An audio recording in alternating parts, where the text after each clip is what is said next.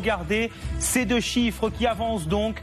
Donald Trump fait toujours la course en tête avec 172 grands électeurs, alors que si on va du côté de Kamala Harris, elle est avec 91 grands électeurs. Il y a quelques minutes à peine, on vient d'apprendre que le Montana, regardez cette carte, le Montana venait de basculer donc pour Donald Trump 4 grands électeurs, alors que l'Utah, juste ici, et ces 6 grands électeurs, là encore, ont majoritairement placé Donald Trump en tête. Et si on regarde désormais État par État, regardez, Donald Trump est donc en tête en Louisiane, 8 grands électeurs donc pour Donald Trump, avec les résultats partiels qui nous sont fournis par notre partenaire ABC News.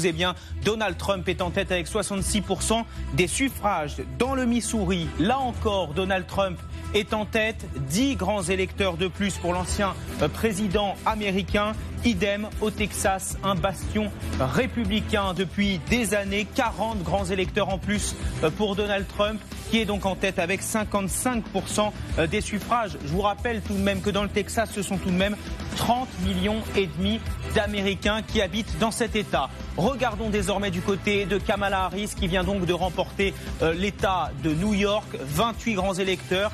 Elle est largement en tête avec 61% des suffrages, c'est-à-dire que Donald Trump ne peut plus rattraper son retard sur la candidate démocrate. Autre État remporté il y a quelques minutes par Kamala Harris, c'est l'Illinois, 19 grands électeurs. Idem pour le plus petit État des États-Unis, c'est Rhode Island qui tombe donc sous l'escarcelle de Kamala Harris, 53% des suffrages exprimés pour la vice-présidente, et le Colorado également qui est démocrate depuis toujours et donc qui reste démocrate ce soir, 10 grands électeurs pour Kamala Harris. Je vous rappelle donc ces derniers chiffres, 172 grands électeurs à l'heure qu'il est à 4h06 pour Donald Trump contre 91 pour Kamala Harris.